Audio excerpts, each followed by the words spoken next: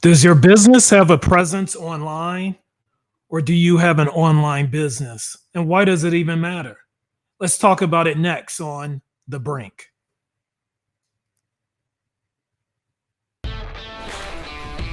Welcome to The Brink. You're joining a group of entrepreneurs, brand makers, business owners, decision makers, power brokers, and risk takers, where we discuss business and marketing issues with insightful solutions. This is The Brink with your hosts Russell Sales and George Cartwright, reminding you that your business is either on the brink of extinction or distinction. Welcome. Happy Hump Day, G. What's up, man? It's Hump Day already? Hump Day already. You sound like a man who's been working hard. Yes, indeed. Yes, I have. Funny how time flies when that happens. Man, it's going by fast. And if we get people to stay home, it'll go by even faster. Go by even faster. Stay home, my good people, please, so that we don't have to continue to do this and we can get out the house, because some of us are getting stir crazy. Just a little bit. And we want to get the economy back rolling. That we do. And we're doing our part here at The Brink.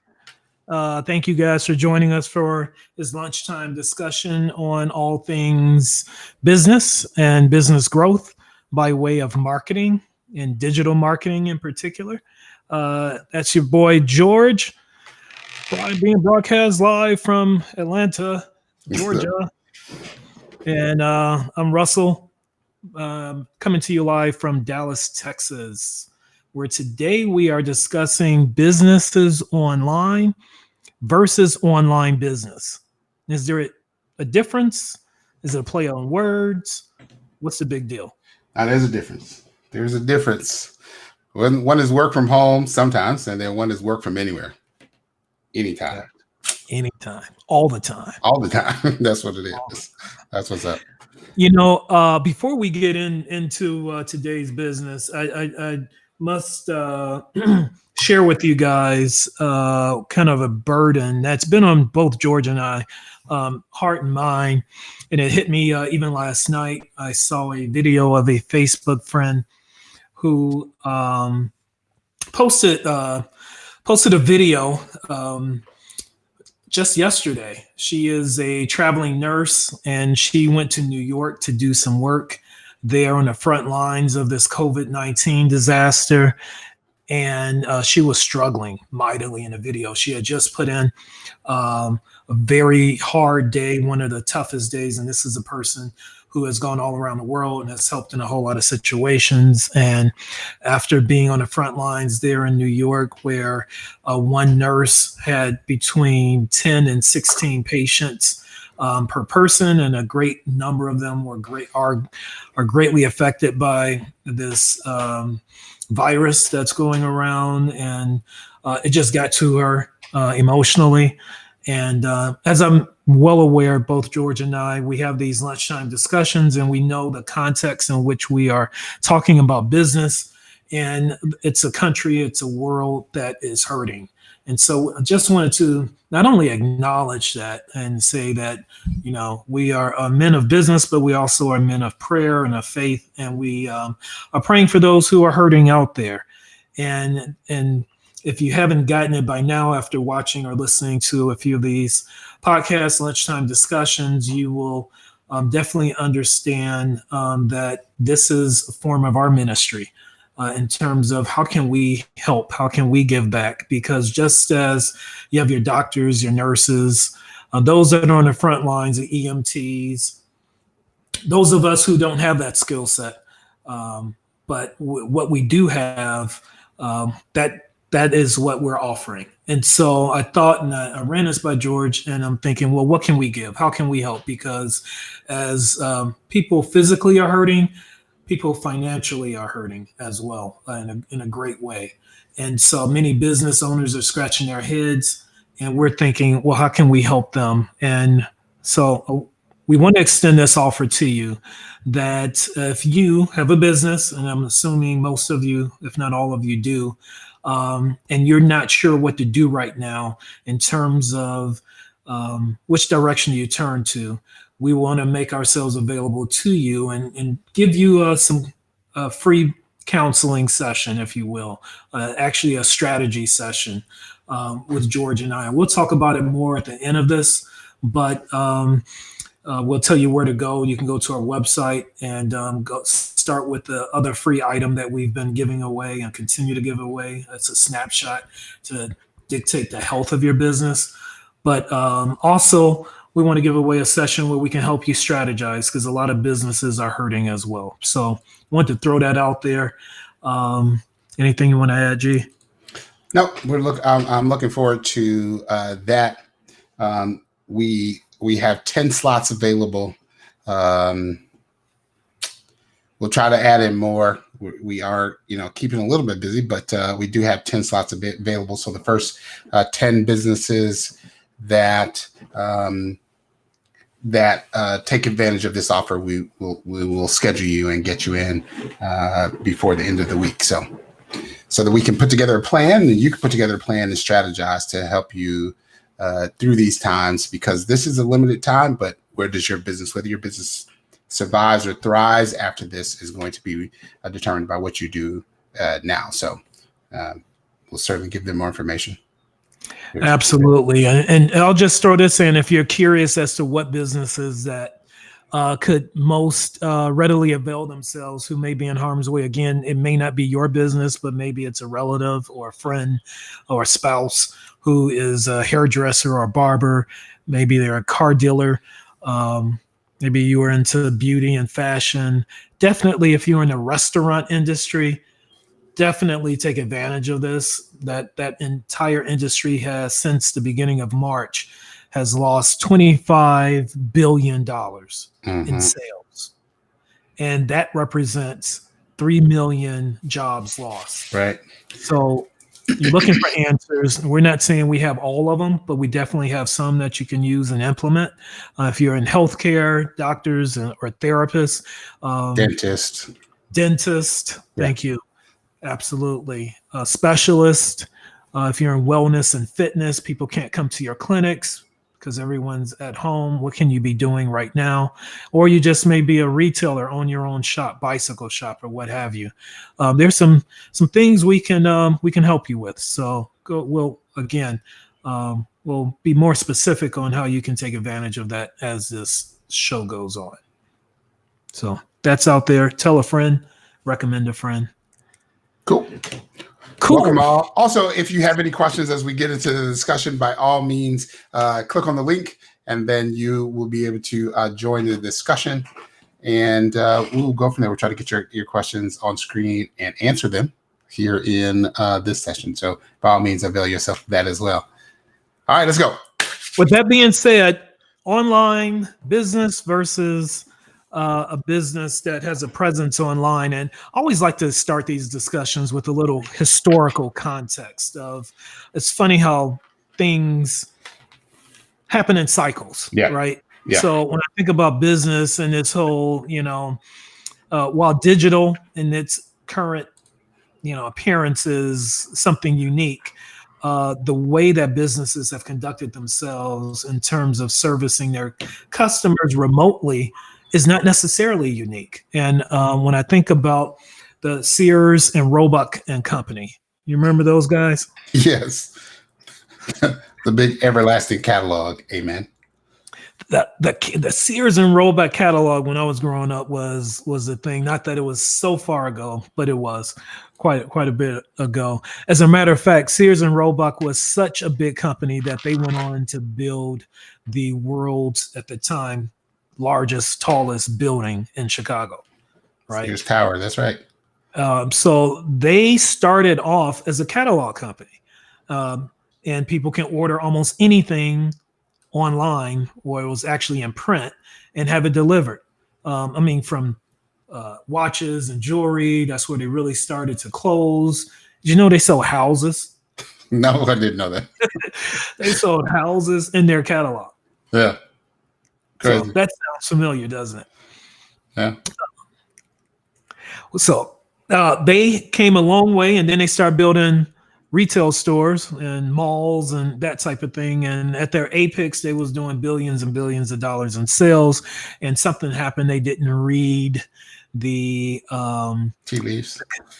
the tea leaves, consumerism, technology. They were slow to react. They didn't move online in a big physical way. And we all know what happened. Amazon ate their lunch. And everybody else is who was slow to the game. Everybody else. So when you think about everybody else, just this year alone, there are a number of big household retailer names that are closing their retail shops. At least 2,400 shops. That's Pier 1, Earth Fare, Forever 21, even Walgreens. Oh, wow. Is closing a number of shops. So that's some context. And when we think about, well, who is getting all that business, because people still need what they need. We all know about Amazon. I mean, they come to my door, unfortunately, fortunately, nonstop, it seems. And it's funny about them because they started as a strictly e-commerce business. And what are they doing? Going to brick and mortar, buying up brick and mortar. They're buying brick and mortar, buying up some. They're very strategic, though, and we're going to dig into to that a little bit more. So let me just ask this question, G. What is the difference? What's the biggest difference between your business having an online presence and versus having an online business? So having an online presence, typically you have a brick and mortar store and people can visit you there, or they can get your goods and services online as well. If you just have an online business, then more often than not, you have a service, coaches, and these kind of things, and even coaches and counseling and e-commerce businesses that only strictly sell online. Some of them are fulfillment by Amazon businesses. Some of them have their own fulfillment. But typically you can only buy this product online. Now, here's the interesting thing is that those coaches and businesses also at some point take their fans, their followers, the people that see them and do something in person. So, where they have we're going to get together, we're going to have a mastermind group and get together in person, a 3-day weekend, whatever. So they still manifest themselves, even though you have an online business. At some point, it does still manifest itself in some physical form, getting together face to face with those people that you service. So the lines seem like they blur some, both of them, see their people at some point in person, but I would say probably the strategy on how they go about getting their customer, that engagement is probably a little bit different, at least at the end of it. Right.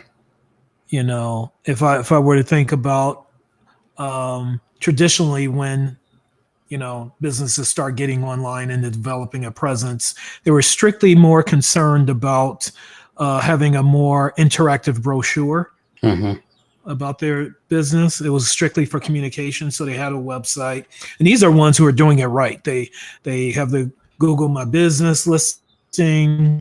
They have a website. They are on social media, Twitter, LinkedIn, etc. They may even be offering some free information to provide value, such as podcasts, YouTube, blogs, that type of thing. But then their call to action may be different in that they want people to call or come to the store or bring a coupon or things like that. And versus all of that online, strictly online businesses like you referred to do the same thing.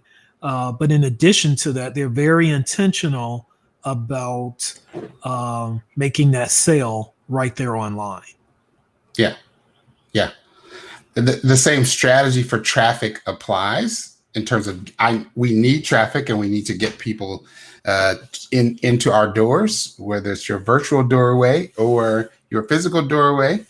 And but how you attract them, what you do with them, their experience when they come through your doorway, starts to diverge. Like those things start to differ, right? Primarily, if you have a physical presence, you have business hours.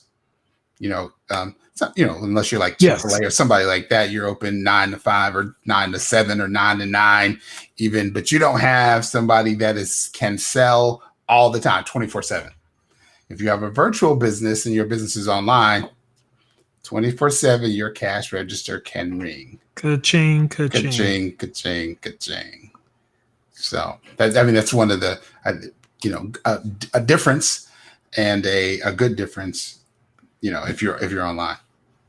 Yeah, I mean, that's a huge one, because within that mindset is a whole lot of strategy that's put in there. So you have a methodology to capturing leads. How do you find out who your hot sellers or your potential buyers are?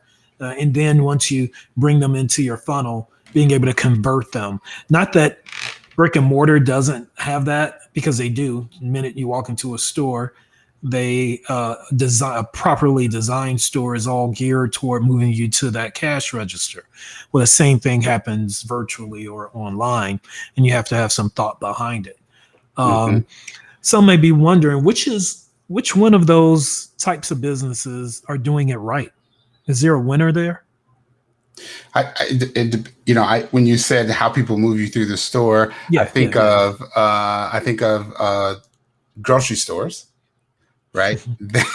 that, depending on the store, either they put their produce on the back side of the store, if that's the majority, but that's or the front side. Right. So you come in the door, and the way they move you and where they have the aisle set up in order to move you from here to there is very strategic. They have thought about it.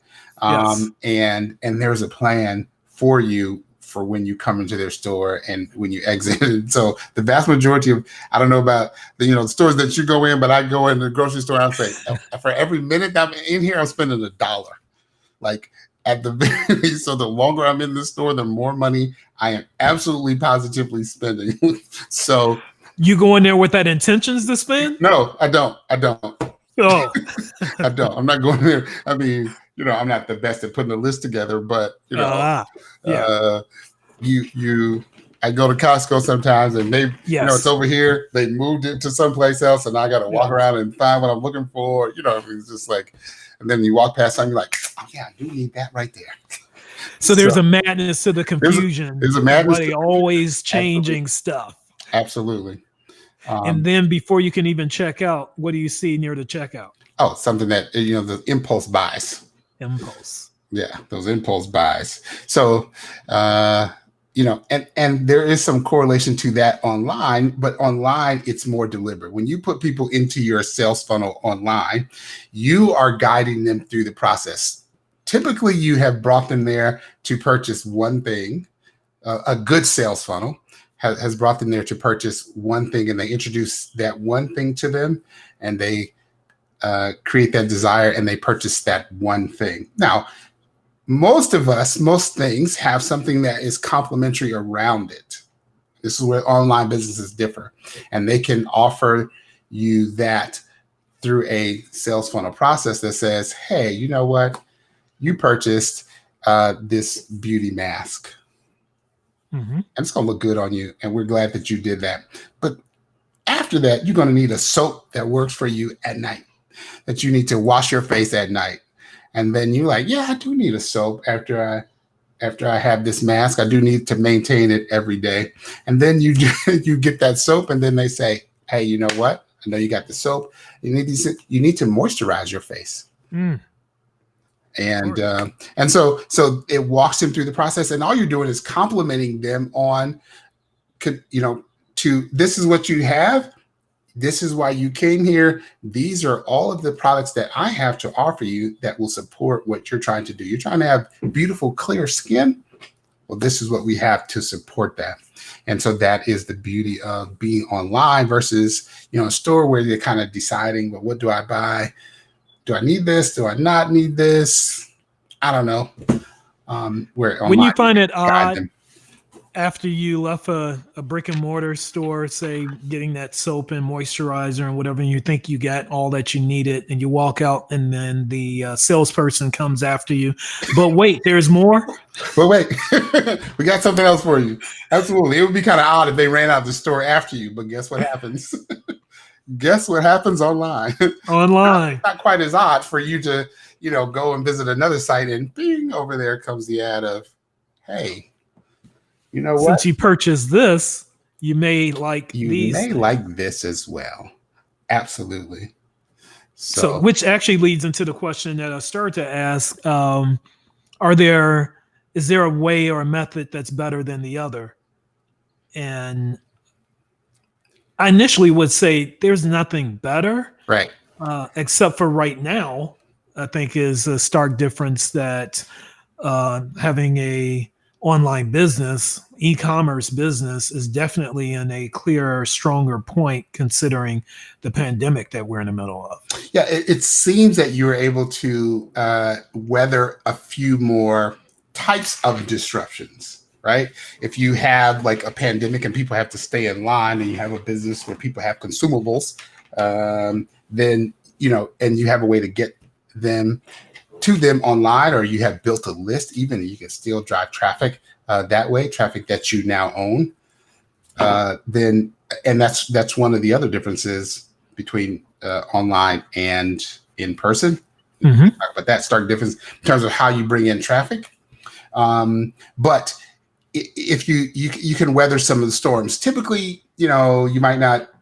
They'll all have the same disruption. If there's a disruption in the supply chain, like if you can't get your products from China, okay, everybody's in trouble. Everybody's in trouble, right? Everybody's in trouble. But if that's not going to be your issue, or made in the U.S. or whatever, you have a backup, then as online, you can weather this storm, this one, a little bit better than brick and mortars where there's, you can't have people in your store physically, or you have to limit the number of people in your store. You have to wait in line, as they're doing now in grocery stores. You got to wait in line to get in the stores because they're limiting the amount of people that are going in stores to kind of keep social distancing. So if your business is online now and you can provide your product to people and have it delivered to their home and those things, you are winning today. What if your business, your product is a service that's done primarily, if not entirely, in person? For instance, if I'm a dentist and I clean teeth, I don't know if they found a way to do that virtually yet. No, but you know what you can do? You can educate. This is a time now to educate and say, hey, you know what? You can't come in to keep your teeth clean, and you're ultimately going to need that service still. And they know that, and we know. Mm-hmm. But this is what you can do while you're at home. Hey, this is how you avoid sticky foods, or this is what you can get at baking soda or whatever it is to keep your teeth clean until your next appointment. We know that we're going to be a little bit busy and we're going to be backed up, but in the meantime, this is what you can do to make it from here to there. So you can educate your consumers, your clients, on what they can do in the meantime between here and the time that they can and maybe you have a product that is good for that, like a teeth whitening product that you can sell or recommend or whatever. Like there are certain ways that you can pivot your business certainly to service your customers, clients, to help them during this particular time. So the ways are endless, but you have to sit down and have some thought, think about it, and that, which is why we are offering a strategy session to help you to think about some of the ways that you can broaden out your business. And if you have a business that is a brick and mortar business, how you can do to and thrive online, or taking your business online. Absolutely. Seems like now is the time to really consider all the possible revenue streams you could have based upon not just the product that you have or the service that you provide, but the experience and the the acumen that you have, that knowledge base. Absolutely. Which people have been doing it for quite some time now.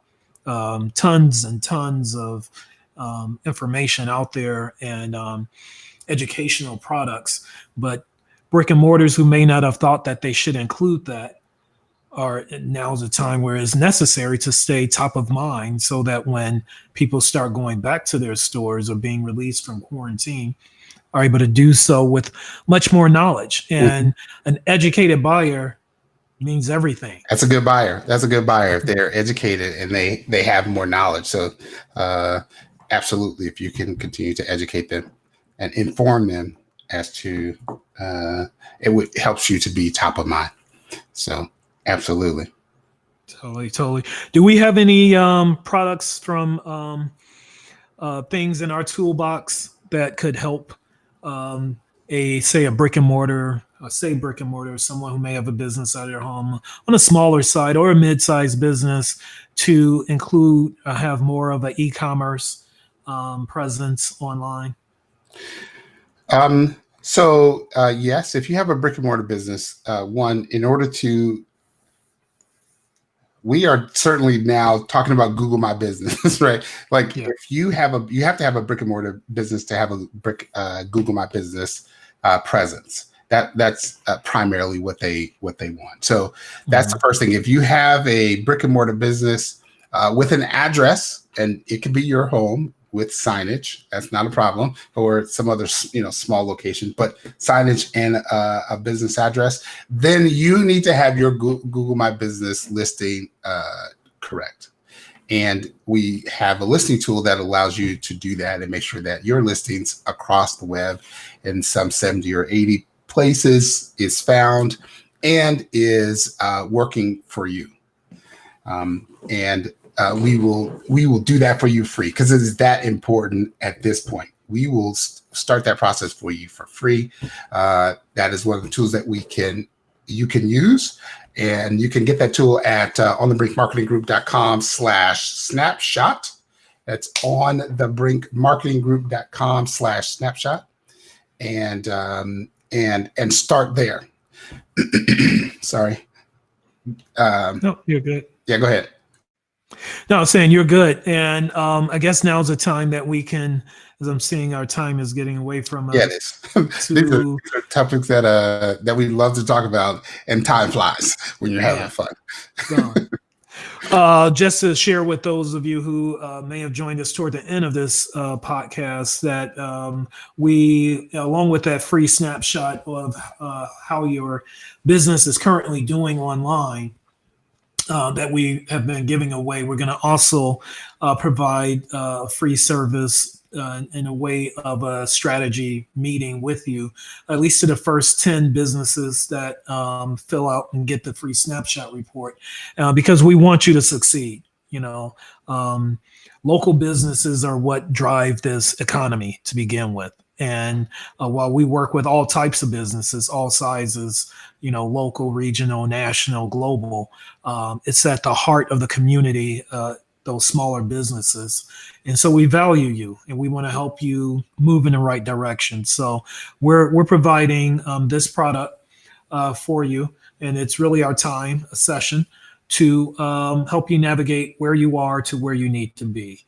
And so you can find that at the same address that's scrolling at the bottom of your screen. And please avail yourself of it, or recommend it to someone who who may be struggling in their business. Mm-hmm. There are three types of businesses that that I'm thinking, or three types of people at this time that will weather this storm. There are the first type, they're going to operate out of a sense of fear, right? And so fear is paralyzing them and not allowing them to do some of the things that they need to be doing to survive this time. They are contracting, and we know that our world is changing, and that for the next 18 to 24 months, things will likely be different. Simply because of this time that we're in right here. And so what you do from this point forward, where we can think about 24 months out, where your business is going to be 24 months from now, will depend on what you do today. And so there are those that will operate out of fear, right? And their business will probably, chug along and then at some point drop off because they are just, not thinking about what they need to do to get them from here to 3 years from now, not utilizing this time to do that. There are others of those that will maintain, they'll keep their head above water. They're trying some things right now, but they don't really, know that they need to get some help. They're just trying and continuing. It was thriving before, and they can go on that momentum, and they will fluctuate up and down, and they will go, and 3 years from now, they will be in the same place that they are right now, thriving, making it and whatever. There are others of those that are taking this time to get their business in order, to solidify the customers that they have, to fix the things that they don't have, looking out into the future, and their businesses will be on a different trajectory. Their business in 18 to 24 months will be on the rise because of what they are doing here today. So we're saying to you today, go and get a snapshot of your business, know where you are, and then begin to get your digital life in order from today, because the world as we know it, the business world as we know it, the landscape has changed. There is no more question that life going forward will be different. Life for your business will be different, and your online presence will be very important and more important than it was in the past, but more so today. And because you have had this opportunity to get a look at it, to say, this is what the future holds, because we don't know that, how long this pandemic is going to last. We don't know that if this is the last season for it. Like, it may come around again. We don't know that, but you can be prepared because we have had this shot across the bow. We have had this look off into the future, and now you can prepare for what this world will look like, 2 years from now. So we encourage you to avail yourself of the tool. You can find that at onthebrinkmarketinggroup.com/snapshot. It is free. And the first 10 businesses that go out and get that snapshot will get a strategy session worth $250 that will help you pivot your business. We ready for you. We want you to do it. So tell somebody, if you don't have a brick and mortar business, or somebody that does, tell them, and let's go. Like we do it. We want to help you. Absolutely. We lean in. Good stuff. Good word, my friend. Thank you. I guess we could end with the what we got coming up tomorrow. Yes. Tomorrow and the rest of the week. Tomorrow we'll be taking a deeper dive into some specific industries.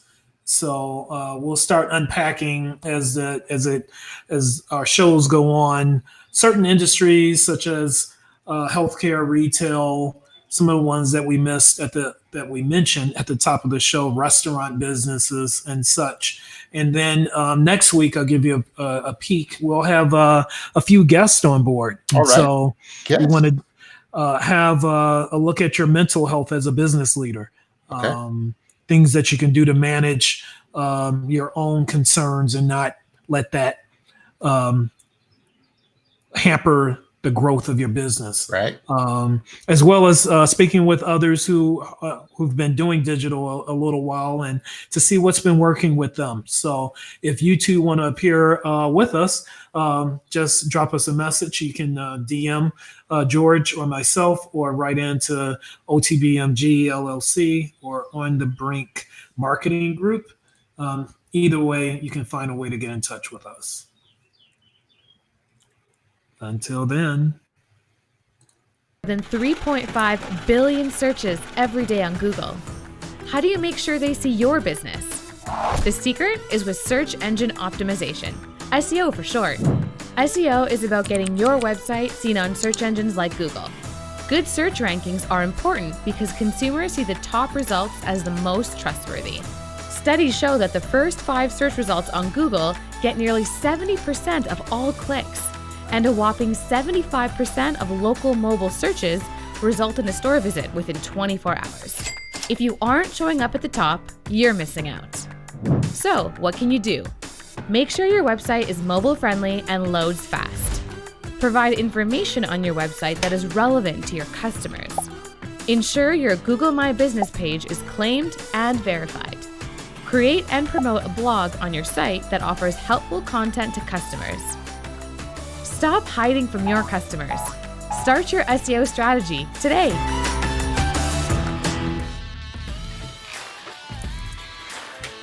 Be productive. Have a good day. See you tomorrow. We out.